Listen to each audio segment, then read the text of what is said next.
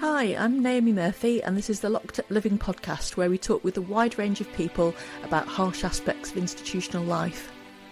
We also explore some of the ways to overcome them and to grow and develop. I'm David Jones. So join us every Wednesday morning, 6 o'clock UK time, for a fresh podcast.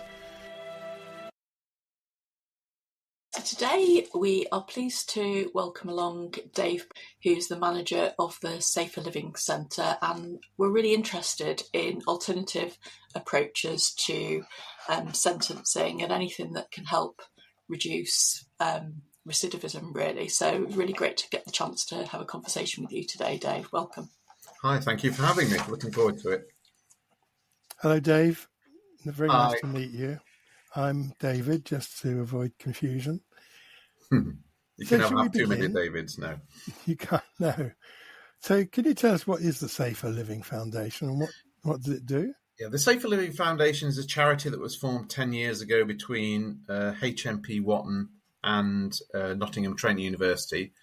And it was formed because the governor at the time at Wotton, Lynn Saunders, which was and probably still is the largest treatment programme for sex offender treatment programmes in Europe, I think, at the time. We noticed that whilst people were in prison, they tended to get a lot of support. They did treatment programmes, they had health support, they could go to the gym, get education, psychology support. But once they were through the gate, there was very little on offer for people with a sexual conviction in a way of furthering support in the community. And that's when they really need it, when they get out of prison. And so we became aware of an initiative called Circles of Support and Accountability, which started actually, I think it was in Canada a long time ago and is now throughout the country. And local areas run their own circles of support. And so what happens is you train volunteers, members of the public, and they meet with someone who has been convicted and imprisoned for a sexual offence. And when they are released, they meet this what is called a core member in the community for up to 18 months, once a week, and they help with things like housing, with benefits, with finding new hobbies, socialising, new partners, making sure they manage their risk. And that way, it enables people newly released from prison to have kind of a safety net of support around them, with people that know what they've done, but can support them through the tricky process of getting back on your feet and reintegrating back into society. And so that's basically what the charity was formed for, and that was the original thing that we used to run, Circles of Support and Accountability. As things progressed, we became aware of more and more need. So at one time, we also ran Circles of Support for young people. We ran programs within the prison itself called Support and Mentoring System, where volunteers would come into the prison and work with people about to be released. And about 4 years ago, we became aware of the need for people of medium and low risk of reoffending. It's a peculiarity of funding for sexual offences or sexual offence support, that it tends to be aimed at those with a high risk of reconviction, a high risk of reoffending. So the medium and low risk guys tended to get overlooked. And so Nottingham Trent University said, hey, we've got a building, would you like it? And we said, yes, please. And so we, for want of a better word, invented this initiative, the Safer Living Centre. We don't know of anywhere else in the country, if not the world, that is doing this work at the moment. And it's basically a safe space for people with a sexual conviction or problematic sexual behaviours, or those newly arrested for a sexual offence, to come and get the kind of support that they need. And there is zero pressure on them. It is completely voluntary. We have a few criteria. People must be taking responsibility for their offending, and they must be willing to want to move away from offending behaviour, to do the work, to move towards what we call a better life. It's not just about the sexual offence. We never forget the harm that has been caused by sexual offending, and lives have been ruined. But my service users know that, they accept it, and they are committed to moving away from repeating those behaviours. And they're the kind of service users that we work with. So we've been running for 4 years now. We originally started with just people that had been released from prison, for a sexual offence. And then it came to our attention after talking with local mental health teams from the NHS that when someone is arrested for a sexual offence, they go and interview them to make sure that they're not going to kill themselves, basically, and see how they are. But then they never knew where to signpost them. So what happens now is if someone's newly arrested for a sexual offence, they get referred to me. So somebody could be arrested on a Monday, and they could be sat on my sofa opposite me on the Tuesday morning or the Wednesday morning. And about a third of my clients now are probably newly arrested for a sexual offence, because most of them are internet offences and most of them have never been arrested before. And it turns your life upside down and inside out, and also the lives of your family and your friends. And so we also extend that support to family and friends as well through the criminal justice system and through the process of arrest, waiting for a charge, being sentenced, and what happens. And we can give them the answers to the questions that they have. And that's basically what we do. Everything we do underpins, reducing further sexual offending, but it's also about kind of a tagline to the Safer Living Centre is it's supporting second chances and building better lives. And we want people to have not just a non-reoffending future, but a happier, more self-aware, better self-esteem, better relationships, better decision-making future. And so that's what we try and offer. Thank you, Dave. That's a terrific answer. I visit lots of approved premises throughout the country, and it's surprising and shocking how many of them have been subject to hostility, including rioting in the streets. Yeah. Because people come to believe that there are people there who've committed particular kinds of offences. Yes. So how do you keep your safe space safe? It's almost funny, David, because I always joke that if you ever want to come for a visit, and you're both very welcome, it's rather like being in a James Bond film, because we never give the address out. I can guide you to the general area, and then once you're on the correct street, you call me up and I'll come out and wave at you. So, for example, when we opened, we thought, right, we'll be diligent. We'll tell people what we're about. So we informed local support agencies, crisis centres, who we were and what we were doing. And the upshot of that was when we first opened, there were death threats. Staff were getting death threats. We had to have a security audit where they recommended we have ballistic film on the windows in case anybody tried to shoot us or throw petrol bombs through the windows. So there are no external markings on the building to say who we are and what we do. We never give the address out. I will give you a postcode which will get you to within like 300 or 400 yards and then walk you in. When the service users attend, and anyone that does attend, they sign a contract that states explicitly, do not tell anybody where we are. Don't bring people to look at the building. So unfortunately, that's what we have to do. And that's why I requested I don't have my face out there for the podcast, because I'm always in and around Nottingham. And I don't blame the public for their attitude towards people with sexual convictions, because they get all of their information from the news and from the media, and it's never helpful and it's never fair and it's never balanced. But, it can be dangerous for our service users if word got out. So we are quite covert and quite careful about how we manage any publicity. Thank you, Dave. That's very helpful. So how did you come to be involved? Is that the kind of thing you've been doing in the past? How long have you got? Okay, I'll give you the brief version. I'm actually a qualified wood machinist. I was working in industry, making fireproof doors, if you can believe it. And then when I was 23, I bought a copy of the Nottingham Evening Post and saw an advert for a job at Ramby Prison as an instructional officer, civilian instructional officer, teaching woodwork. So I saw what they were paying as a salary, and I just bought a house, and I thought, I think I could do that. And so I joined the prison service at the age of 23, which is 35 years ago now, and I loved it. I had 15 years at Ramby, and we would teach the inmates how to work on machines, how to produce a quality product. We used to make furniture for prisons, for outside industry, for outside contracts.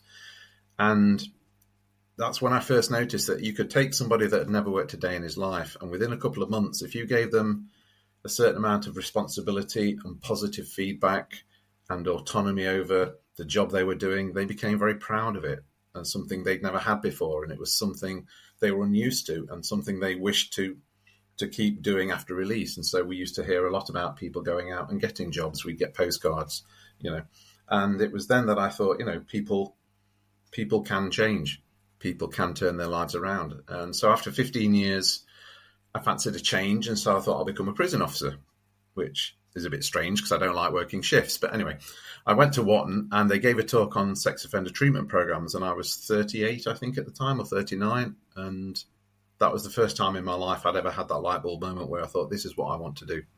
I'd be good at this.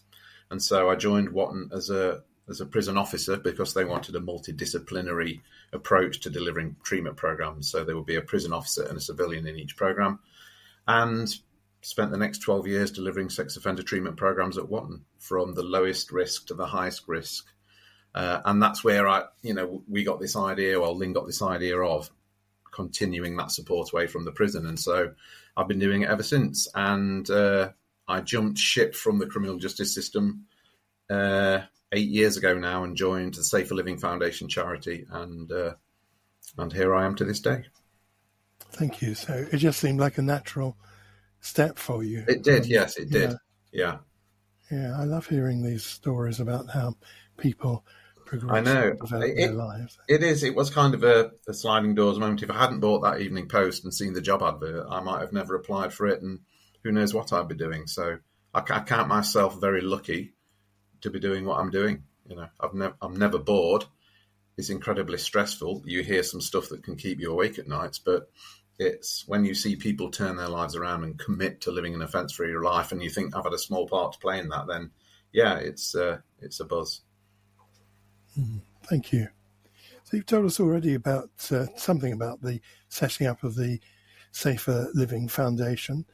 Did you encounter any obstacles or difficulties in setting up and getting approvals and so on? I couldn't really tell you much about that because I kind of joined about 9 months to a year after it had originally been started. I know there were innumerable hoops to jump through in setting up the charity, but that's never something I got that involved with, because once I was working for them, delivering circles of support, that's kind of a full-time thing. And so I've been fortunate to have great trustees that have looked after the funding, that have looked after the technicalities of running a charity, and left me to kind of get on with the job. I have a lot of autonomy.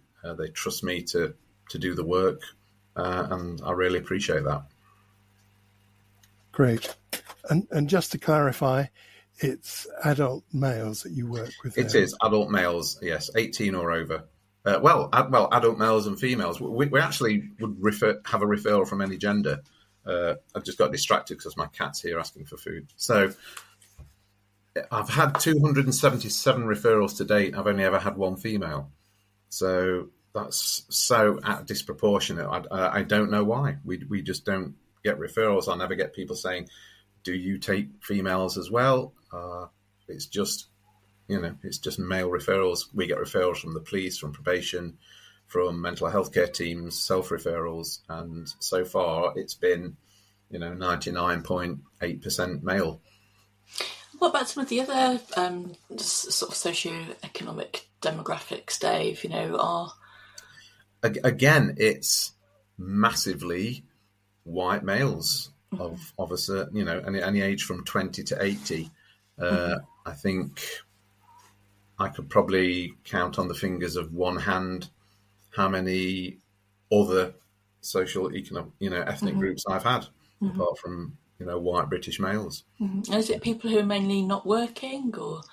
No, I get asked this question all the time, and it's anybody and everybody. We get everybody, and there's no type. There's no type of person that commits a sexual offence. There's no, I say no type, there's no social background. So you could have a bricklayer or a barrister or be unemployed or a house husband or whatever. What tends to kind of be common amongst people that commit offences, we found, are things like low self-esteem, poor self-image, abuse as a child yourself. I would say at least 80% of my service users have had adverse childhood experiences growing up through the formative years. So it's those kind of things that tend to unify the group, rather than where you were born, how rich you are, what your parents were like, that kind of stuff. Thank you. That's really helpful.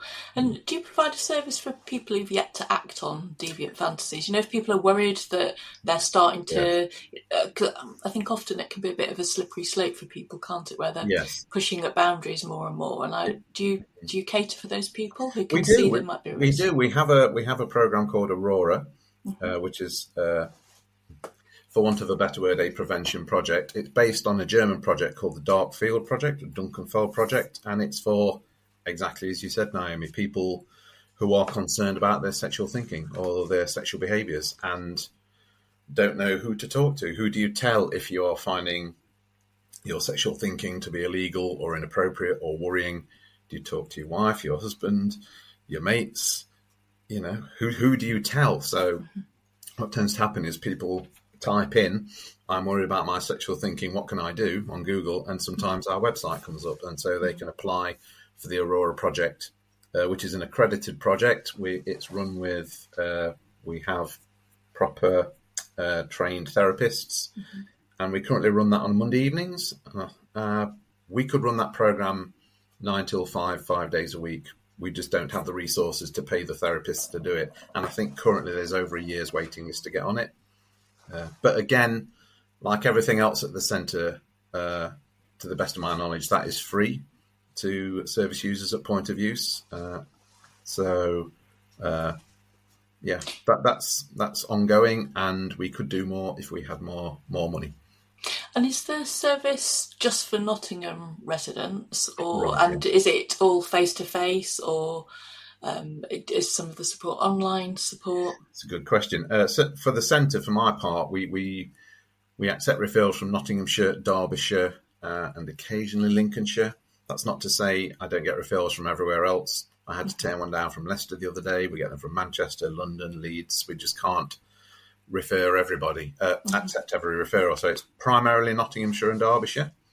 And the reason for that is I am actually the only paid member of staff at the centre. I'm in charge of everything from toilet rolls to risk assessments. And so there's just not enough of me to go around. So it's kind of, Nottinghamshire and Derbyshire. Occasionally we'll get people who can't afford to travel, because that's pretty much the only criteria we place on people as regards to expense, that they have to be able to get to the centre of their own accord and on their own dime. If they can't afford to do that, or they're too ill, or they have poor mobility, or they really are anxious about coming, then we can do Teams meetings, we can do phone meetings. I have had service users who have been coming for a year.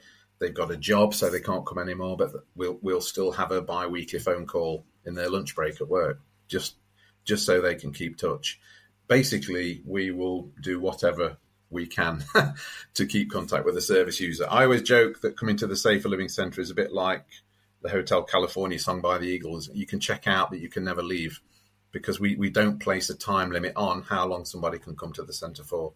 So I actually had a call from a guy last week I've not seen for 15 months. And he says, can I come in for a chat? I think, the wheels might be falling off. And so he can come back in, we'll have a chat, and we'll pick up where we left off. So that safety blanket is always there. We think that's really important.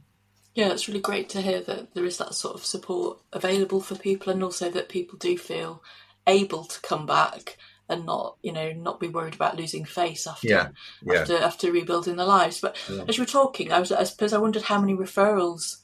Do you have a sense of how many referrals you get a year? Well, when we started, we thought if we got 25 referrals a year, that would justify us being open. So by now we should have had 100, and we've had just under 280. So it's at about 3 times the level that we thought. A couple of Fridays ago, I got 5 in one day, which was a bit of an eye-opener. But we tend to average, we probably average about, 70 a year, something like that. Just slightly more than one a week. And do you know how much it costs to support each service user? I mean, do you have a kind of like per head cost? And and do you know what you could do if you had more funds available to you? I think the best way I can illustrate that, Naomi, is just recently, actually last year, we did a costing for the centre, and We get on average about 55 service users through the doors every year in one form or another. Some come much more often than others. But it costs the same to run the centre for 1 year, including my salary and all the expenses and all of the groups. It costs about the same to support those 55 guys as to keep one person in prison for a year. So we think we are delivering, a lot of bang for our buck. So it's certainly, I would say it's certainly less than £1,000 per year per service user. Which, if you think about all this talk about building more prison places, be far better to invest some of that money in supporting projects like yours, wouldn't it? And allow, I mean, you saying you could actually cater for a lot more people than you're able to do so. I'm constantly surprised the government aren't turning up with a lorry full of money and saying, let's have one of these centres in every big city centre in, Liverpool, Manchester, London, teamed up with universities and delivering this, because, it works. We're reducing, sexual reoffending by what we do. And what kind of projects or activities are run from there? I mean, you mentioned the Aura project, but what else do you do? At the centre, and all of this, apart from the cooking lessons, I've come from service users. It was the idea of service users. I came up with cooking sessions because I've seen people in prison, especially certain gender roles. Older guys never learn to cook. They get released, they eat crisps and chips.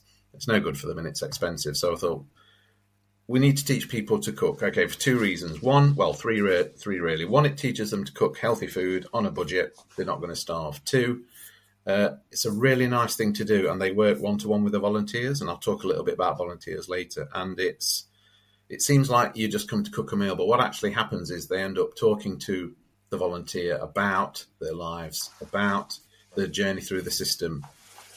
A lot of people, when they've been in prison for a sexual offence, will assume that no one will ever give them a chance, that people will punch them in the face as soon as look at them.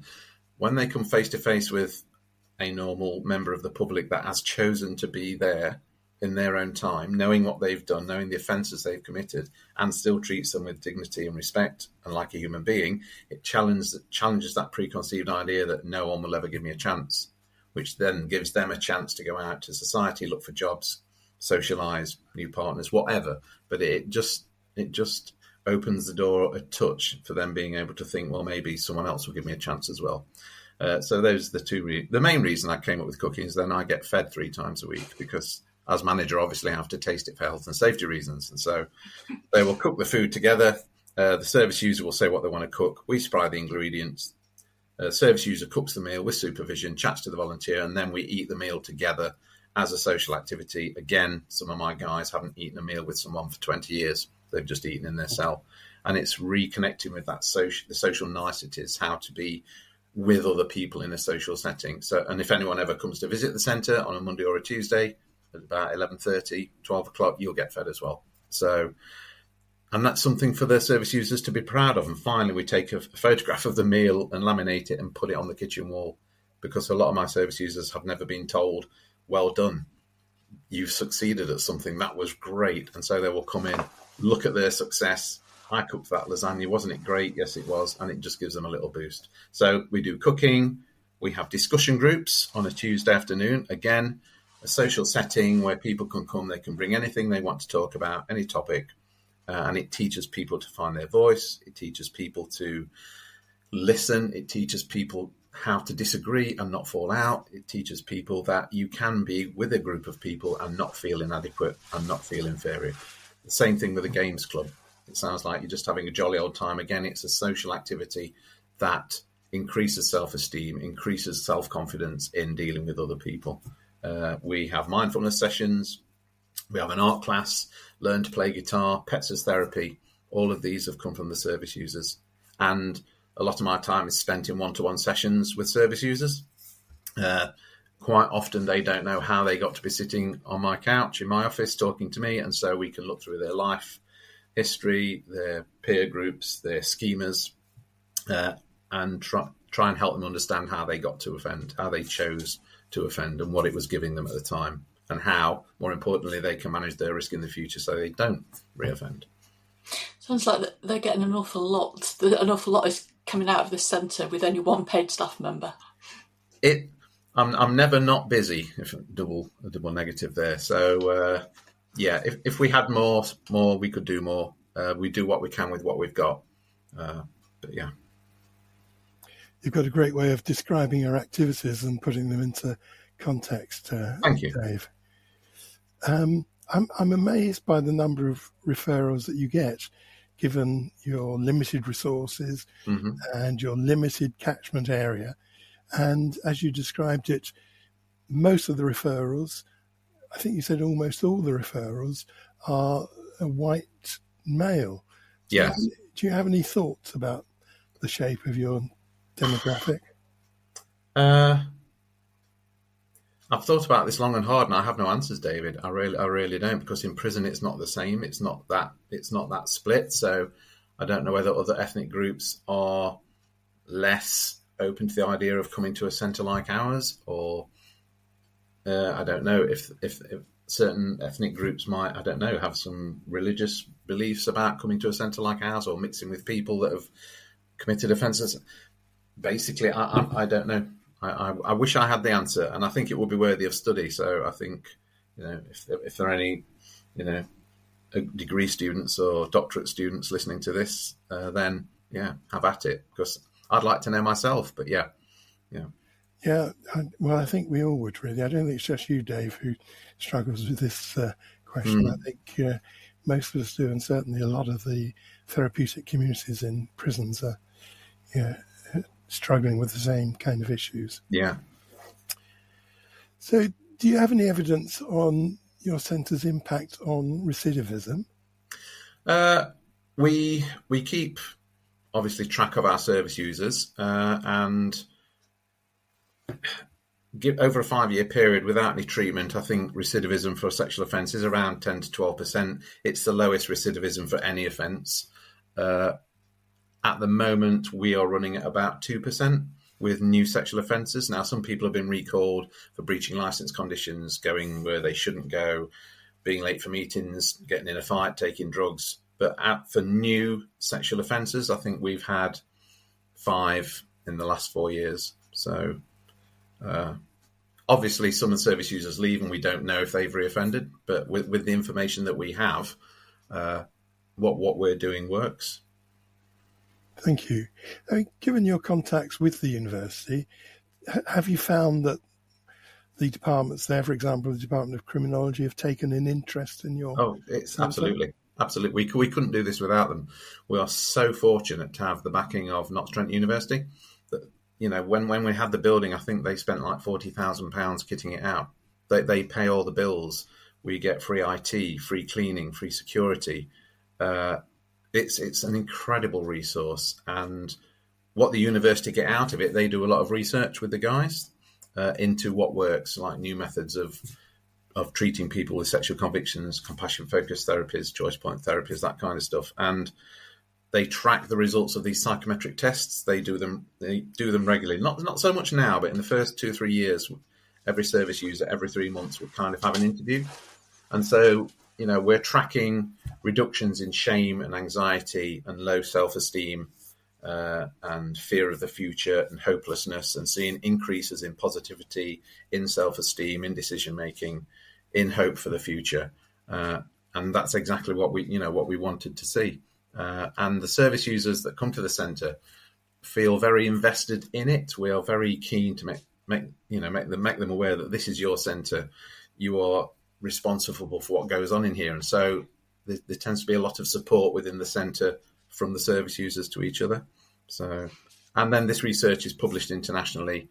There have been books published, papers published. How are you managing to maintain compassion? Well, I'm not quite sure. I've always, from day one of working with people with sexual convictions, I've been able to see the bigger picture, for want of a better word. I mean, I was raised to treat everybody equally. I was raised not to judge. I don't have children myself, so maybe that's part of it. And I've always been able to leave it at work and not really take it home with me. And when I was doing my training, basically they said, what you need to do is you need to stay in assessment mode rather than judgment mode. So if I'm hearing something awful, and believe me, I've heard a lot that's awful, rather than judge that person and vilify them, ask the question, so how did you get to make that decision? How did you get to commit that crime? What happened in your life? It's almost like a mystery to be solved, and quite often the service user or the core member themselves don't know why. And so it's like a puzzle to be solved, and then to help them manage that risk going forward. So I think it's somewhat of a natural ability. I've seen people come onto programs, do one program and leave because they can't handle listening to what they have to listen to. It changes their relationship with their own children.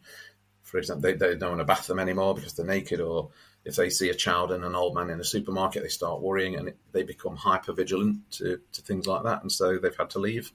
I wouldn't say it's not bothered me. Of course it has, but I'm able to manage it and to see the bigger picture, I think, luckily. And you do, finally, Dave, you're doing really challenging work where you're brushing up against kind of like the worst aspects of human nature. Mm-hmm. There's also a degree of danger in the, this sense of you're having to keep where you work secret, where we're not able to show your face today. So you're having to juggle quite a lot of quite complex, horrible emotions. Yeah. How do you keep yourself healthy and nourished whilst doing this job? I talk to my friends. I talk to my wife. There was a culture at Watton, and I'd never seen this before. When you go to work, normal, wherever you work, people say, "How are you?" And you say, "I'm fine," even if, your house has just burnt down and you've been made bankrupt. I'm fine.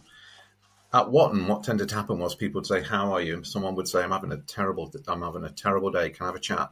Well, I've got some real problems. I need to talk. Have you got a minute? And so there was no stigma attached to talking about any issues you might have, any problems you might have. It was encouraged to be open about your mental health.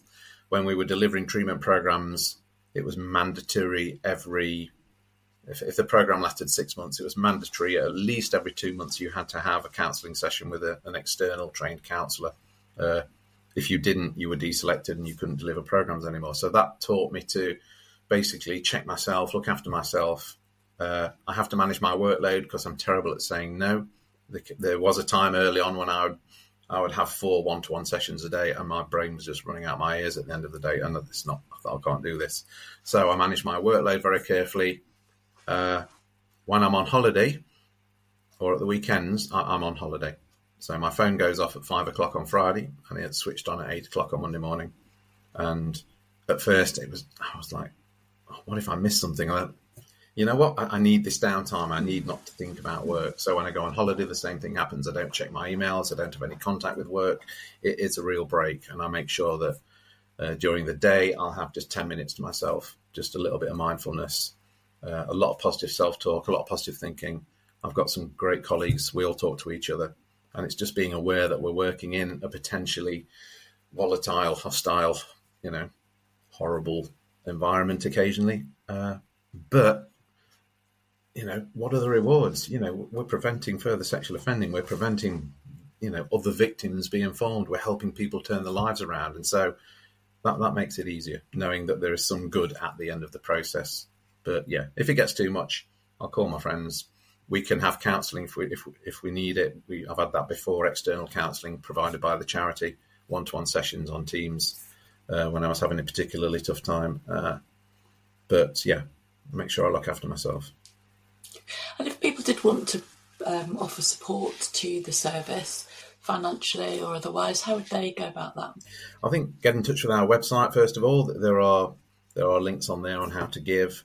There are things like something you can do with Amazon, I think, Smile or something, where every time you buy something, it donates to the charity at no cost to you. So yeah, funding it's an issue. When we first came out 10 years ago, we were the hot new thing. It was a really new initiative. We won quite a lot of awards, national awards for Charity of the Year, things like that. And people were only too happy to give you money. 10 years later on, we're not the new kid on the block anymore. There's an election coming, so money for people with sexual convictions, it's not really a vote winner. So whenever there's an election, the money goes down. So it is a constant battle. But we do what we can with what we've got. So, yeah. Thanks very much, Dave. It's been really, really uplifting to talk to you, actually, and hear about the inspiring work that you're doing. Thank you. Thank you. I love talking about what we do. I'll go anywhere and talk to anyone because I think it's important work and I enjoy it. Thanks a lot, Dave. Great to meet you and great to talk with you. Thank you very much, and I hope to talk to you again soon.